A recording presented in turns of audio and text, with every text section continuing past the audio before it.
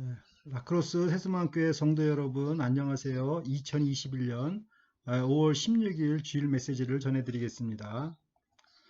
성도 여러분의 기도로 한영화 성도님께서 건강이 거의 회복되었다고 합니다. 주님께 감사드리고 또 여러분의 기도에 감사를 드립니다. 그리고 내일은 리차드 잔슨 장로님의 생신이십니다. 생신을 진심으로 축하드립니다. 이전보다 더욱더 건강하시기를 기도합니다. 아멘. 그리고 미국 페이스 UMC 교회가 이제 5월 2일부터 대면 예배를 시작하려고 하였다가 이제 코로나로 인해서 계속 연기하다가 이제 5월 16일부터 또 이제 대면 예배를 드릴 예정이라고 합니다. 저희 교회도 이제 대면 예배 일정이 정해지는 대로 다시 알려드리겠습니다. 예, 오늘 묵상하실 성경 말씀은 마가복음 9장 30절에서 37절 말씀입니다. 제가 읽겠습니다. 그곳을 떠나 갈릴리 가운데로 지날새 예수께서 아무에게도 알리고자 아니하시니 이는 제자들을 가르치시며 또 인자가 사람들의 손에 넘겨 죽임을 당하고 죽은 지 3일 만에 살아나리라는 것을 말씀하시는 연고더라. 그러나 제자들은 이 말씀을 깨닫지 못하고 묻기도 무서워하더라. 가버나움에 이르러 집에 계실새 제자들에게 물으시되 너희가 노중에서 서로 토론한 것이 무엇이냐 하시되 저희가 잠잠하니 이는 노중에서 서로 누가 크냐 하고 쟁론하였음이라. 예수께서 앉으사 12제자를 불러서 이르시되 아무든지 첫째가 되고자 하면 뭇사람의 끝이 되며 뭇사람을 섬기는 자가 되어야 하리라 하시고 어린아이 하나를 데려다가 그들 가운데 세우시고 안으시며 제자들에게 이르시되 누구든지 내 이름으로 이런 어린아이 하나를 영접하면 곧 나를 영접하며 누구든지 나를 영접하면 나를 영접함이 아니요 나를 보내신 이를 영접함이니라. 아멘. 잠시 기도드리겠습니다. 하나님 아버지, 오늘도 주님의 복된 말씀 앞으로 우리를 불러주셔서 감사를 드립니다. 말씀을 통하여 저희가 주님을 올바로 섬기고 이 세상을 섬겨서 하나님의 나라가 이 땅에 임하게 하시옵소서. 한영화 성도님을 코로나로부터 치료해 주셔서 감사를 드립니다. 이 여정과 늘 함께 하시고 또 복음 역사에 귀하게 사용하여 주시옵소서. 생신을 맞으신 리차드 잔슨 장로님과 그 가정을 축복하여 주시고 그 자녀들을 축복하여 주시옵소서. 감사드리며 예수님의 이름으로 기도드립니다. 아멘. 마가복음 9장 30절을 보십시오. 그곳을 떠나 갈릴리 가운데로 지날새 예수께서 아무에게도 알리고자 아니하시니. 헬몬산 아래서 귀신 들리는 아이를 고치시고 예수님께서는 갈릴리로 비밀스럽게 내려오셨습니다. 그 이유는 무엇일까요? 마가복음 9장 31절을 보십시오. 이는 제자들을 가르치시며 또 인자가 사람들의 손에 넘겨 죽임을 당하고 죽은 지 3일 만에 살아나리라는 것을 말씀하시는 연고더라. 마가복음의 특징은 예수님께서 많은 무리보다 제자들에게 집중적으로 가르치신다는 것을 알 수 있습니다. 무리들과 제자들의 차이점은 무엇일까요? 제자들은 예수님과 함께 가까이 있어서 예수님을 배우는 사람입니다. 즉 인격적인 관계 속에서 배우는 학생입니다. 반면에 무리는 멀리 서서 예수님을 구경하는 사람입니다. 우리 라크로스 세수만교회 성도 여러분은 예수님을 멀리서 구경하는 무리들이 아니라 예수님 가까이서 배우는 제자들이 되시기를 간절히 기도드립니다. 아멘. 예수님께서는 제자들에게만 이 예언의 말씀을 하셨습니다. 그 이유는 무엇일까요? 인자는 사람들의 손에 넘겨 죽임을 당하고 죽은 지 3일 만에 다시 살아나리라. 이 말씀은 두 번째 하신 예언의 말씀입니다. 그러나 제자들은 이 예언의 말씀을 두 번 계속 반복해서 듣고도 여전히 이해하지를 못하였습니다. 왜 제자들은 이해하지 못하였을까요? 그들이 믿는 메시아는 죽는 메시아가 아니기 때문입니다. 그들이 믿는 메시아는 죽어서는 안 되는 것입니다. 어떻게 메시아가 힘없이 죽으십니까? 그러므로 죽으신다는 말씀을 이렇게 들을 때마다 제자들은 그 말씀을 다르게 해석하거나 어떤 상징적인 의미로 생각했을 것입니다. 그러나 예수님께서는 실제로 죽임을 당한다는 말씀을 하시는 것입니다. 마가복음 9장 32절을 보십시오. 그러나 제자들은 이 말씀을 깨닫지 못하고 묻기도 무서워하더라. 제자들은 죽는다는 의미가 무엇인지 묻고 싶어도 더 깊이 알면 할수록 더 혼란에 빠질 것이 두려웠는지 아예 더 이상 묻지도 않았습니다. 그러면 예수님께서는 왜 반복해서 그 어렵고도 그 두려운 말씀을 제자들에게 전하시는 것일까요? 그것은 그러한 일이 실제로 일어났을 때 놀라지 말고 깨달으라는 것입니다. 우리가 성경을 읽을 때도 한 번에 다 이해하지 못하지만 차근차근 배우면 나중에는 그 말씀이 무엇인지 깨달을 수 있을 것입니다. 사도행전 17장 11절 말씀입니다. 베레아 사람은 데살로니가에 있는 사람보다 더 신사적이어서 간절한 마음으로 말씀을 받고 이것이 그러한가 하여 날마다 성경을 상고하므로 Now the Bereans were of more noble character than the Thessalonians, for they received the message with great eagerness and examined the scriptures every day to see if Paul said was true. 우리들도 이런 베레아 사람들과 같이 정말 성경을 배우는 그런 자세가 필요합니다. 마가복음 9장 33절을 보십시오. 가버나움에 이르러 집에 계실새 제자들에게 물으시되 너희가 노중에서 서로 토론한 것이 무엇이냐 하시되 예수님의 본 활동지인 가버나움에 이르자 예수님께서는 집에 들어가셨습니다. 이 집은 시몬 베드로의 집 혹은 예수님의 집으로 생각이 됩니다. 집 안에 들어가시자 예수님께서는 제자들이 길에서 토론한 것에 대해 질문하셨습니다. 제자들은 설마 예수님께서 듣지 못했을 것이라고 생각했지만 예수님께서는 이미 다 듣고 계셨던 것입니다. 스승과 제자의 관계란 마치 이런 것입니다. 가르칠 것 가르치시고 또 간섭하시는 것이 그 스승입니다. 또 간섭받는 것이 또 제자입니다. 그냥 쿨하게 만나서 쿨하게 헤어지는 관계가 멋있어 보이긴 하지만 스승과 제자의 관계는 이런 쿨한 관계보다는 실제적인 일들에 대해서 가르침을 주고받는 관계입니다. 마가복음 9장 34절을 보십시오. 저희가 잠잠하니 이는 노중에서 서로 누가 크냐 하고 쟁론하였습니다. 예수님의 질문에 제자들은 왜 잠잠했을까요? 그것은 그들이 무슨 잘못을 하였는지 알았던 것입니다. 그들은 누가 크냐로 서로 다투었습니다. 즉 교회 안에서 누구 권력이 제일 크냐 뭐 이런 주제였습니다.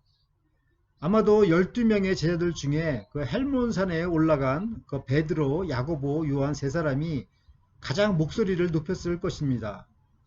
왜냐하면 그들은 예수님과 가장 가까이 있었던 이너서클 사람들이었기 때문입니다. 나머지 9명의 제자들은 마치 아웃사이더처럼 느껴졌을 것입니다. 예수님께서는 헬몬산에서 내려와 갈릴리를 거쳐 예루살렘을 향하고 있었습니다.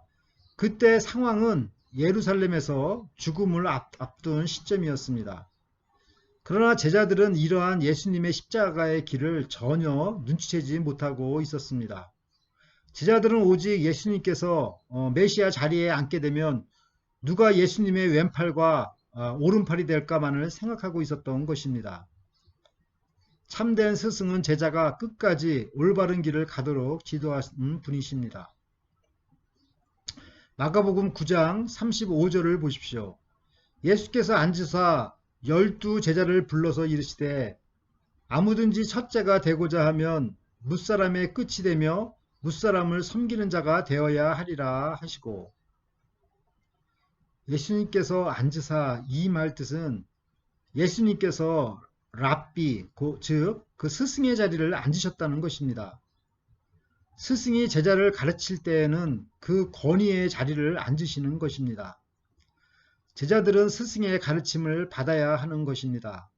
제자들의 자세가 잘못되었으면 회개하고 고쳐야 합니다. 만일 이러한 자세를 거부한다면 제자 되기를 포기하는 것과 같은 것입니다. 교회도 마찬가지입니다. 예수님의 가르침에 귀를 기울여야 합니다. 교회가 예수님의 가르침을 거부한다면 어찌 되겠습니까? 예수님께서는 엄중하게 가르치셨습니다. 아무든지 첫째가 되고자 하면 뭇사람의 끝이 되며 뭇사람을 섬기는 자가 되어야 한다. 이 세상에서 꼴찌가 되고 싶은 사람은 없을 것입니다. 누구나 첫째가 되기를 원하고 가장 위대한 사람이 되는 것을 꿈을 꿀 것입니다.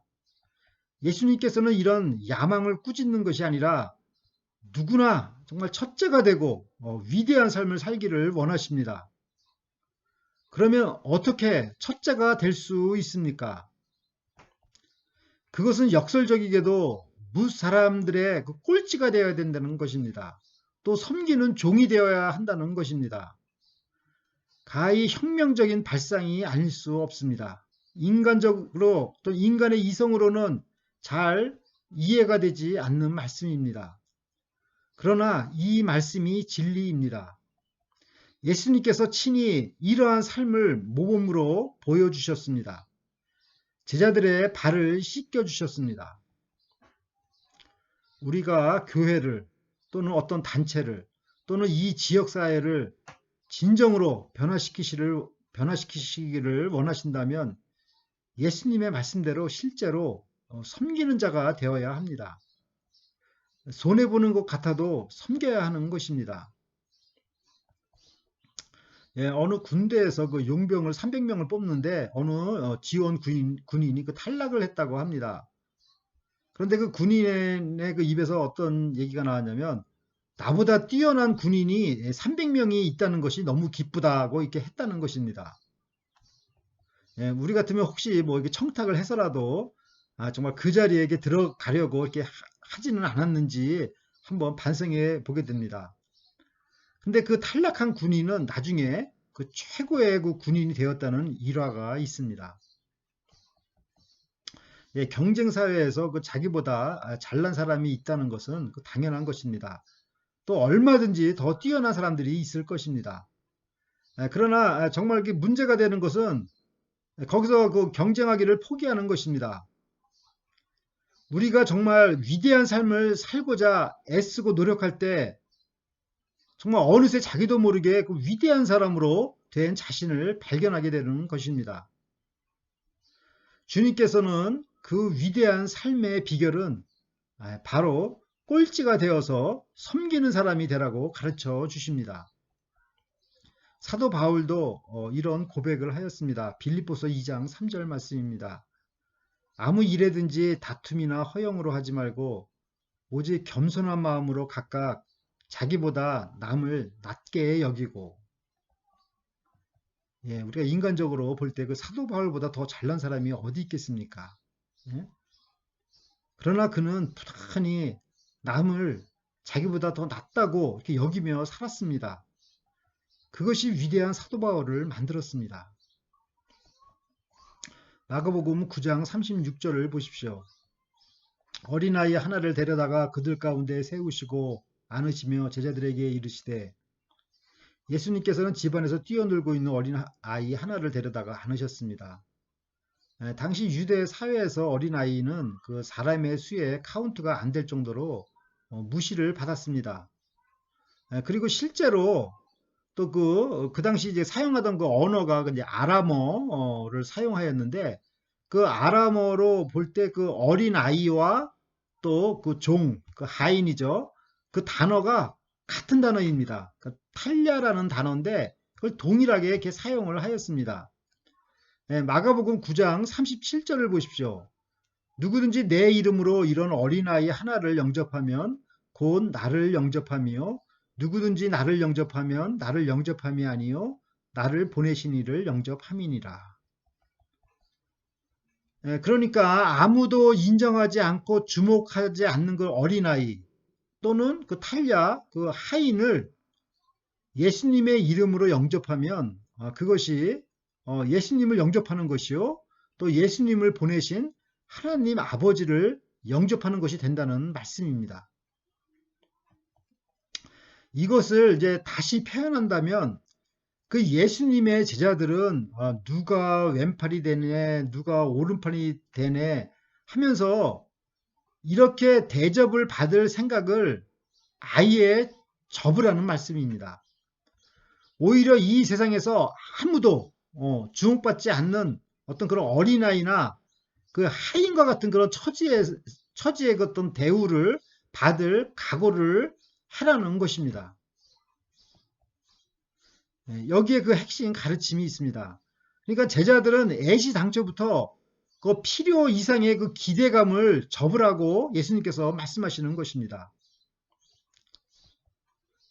우리가 뭐 목사님 하면 와 그냥 목사님 섬겨야 됩니다. 뭐 장로님 하면 와 장로님 섬겨야 됩니다. 그래서 그 목사님들이나 뭐 장로님들은 그 대접받을 이렇게 준비를 하고 이렇게 다니지 않습니까? 저도 솔직하게 뭐 어디 가면은 그냥 이렇게 제가 이렇게 돈 낼 생각을 안 하고 다른 분들이 다 이렇게 돈을 내주십니다. 예? 참 이게 잘못된 습관인데 이런 대접 받을 생각을 아예 던져버리고 일을 하라는 것입니다. 이게 주님의 가르침입니다. 그렇지 않으면 여전히 누가 크냐, 네가 잘났냐, 내가 잘났냐, 누가 오르냐, 이러한 문제 속에서 시달리게 될 것입니다.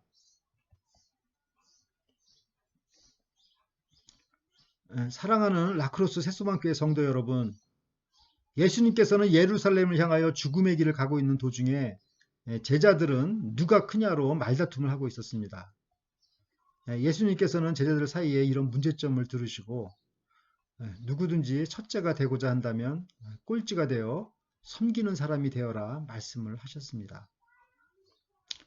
이는 오늘날 우리 교회에게 주시는 말씀이 아닐 수 없습니다. 교회가 어떤 자세로 섬기냐에 따라서 위대한 교회가 될 수도 있고 안 될 수도 있는 것입니다. 우리가 정말 하인처럼 저 종처럼 섬길 때 주님께서 영광을 받으시고 하나님의 나라가 이 땅에 임하실 줄 믿습니다. 아멘. 다 함께 기도하겠습니다. 하나님 아버지, 오늘도 귀한 생명의 말씀을 가르쳐 주셔서 감사를 드립니다. 섬김을 받고자 하는 마음 버리고 적극적으로 섬기는 삶을 살도록 도와 주시옵소서. 그래서 하나님 나라에서는 첫째가 되게 하시고 이 세상 나라에서는 꼴찌가 되게 하여 주시옵소서. 나보다 남을 낮게 여기는 마음으로 섬겨서 위대한 삶을 살도록 도와 주시옵소서. 한영아 성도님과 함께 하시고 코로나 바이러스를 물리쳐 주셔서 감사를 드립니다. 주님께서 이 여종의 건강을 끝까지 지켜 주시옵소서. 저희 성도님들 한 분 한 분 더욱더 건강을 지켜주시고 활력을 주시고 김옥선 집사님의 암도 깨끗하게 치료하여 주시고 이 라크로스 땅에 하나님의 나라가 임하게 도와 주시옵소서. 바바라 자매가 속히 가정으로 돌아오도록 도와 주시옵소서. 감사드리며 예수님의 이름으로 기도드립니다. 아멘.